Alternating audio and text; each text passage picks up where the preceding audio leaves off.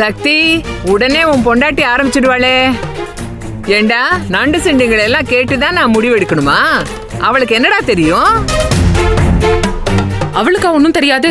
அவளுக்கு எல்லாமே தெரியும். உங்களுக்கு தெரிஞ்ச உலகத்தை விட அவளுக்கு பெட்டராவே தெரியும். தாரா, உனக்கு இங்க நடக்கிற பிரச்சனை எல்லாம் புரியுதுல? இங்க பாரு, எனக்கு தெரியும் நீ ஒன்னும் சின்ன குழந்தை கிடையாது. உன்னால எல்லாத்தையும் புரிஞ்சுக்க முடியும். இங்க பாரு, நீ சொல்லு, உனக்கு தாத்தா பாட்டி வரணும்னு ஆசை இருக்கா இல்லையா?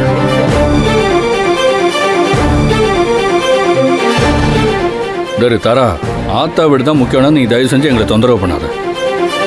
இல்லை, என் மேல உனக்கு நம்பிக்கை இருக்கா? சொல்லு, எல்லாத்தையும் நான் பாத்துக்கிறேன்.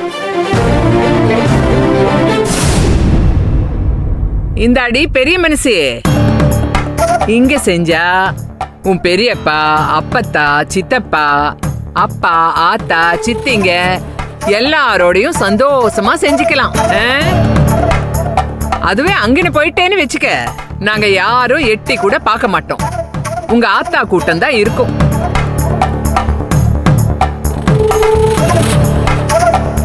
அரை கஞ்சிக்கு செத்தவன், கால் கஞ்சிக்கு சிங்கி அடிக்கிறவன் எல்லாரும் இருப்பாங்க. நீ ஏன் முடிவெடு? உன் சித்தி உன்னை பெரிய மனுஷின்னு சொல்லிட்டாளே, சொல்லுடி பதிலு. என்னங்க தாரா, இவங்கெல்லாம் தேவையில்லாம ஒன்று குழப்பறாங்க. இவங்க வந்தா அவங்க கிடையாது, அவங்க வந்தா இவங்க கிடையாது.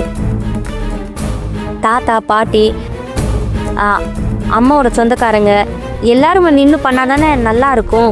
கொஞ்சம் யோசிச்சு சொல்லு தாரா. சொல்லு. எனக்கு புரியலம்மா. நீங்க ஃபங்க்ஷன் நடத்த போறீங்களா இல்ல ஏதாவது வார் நடத்த போறீங்களா?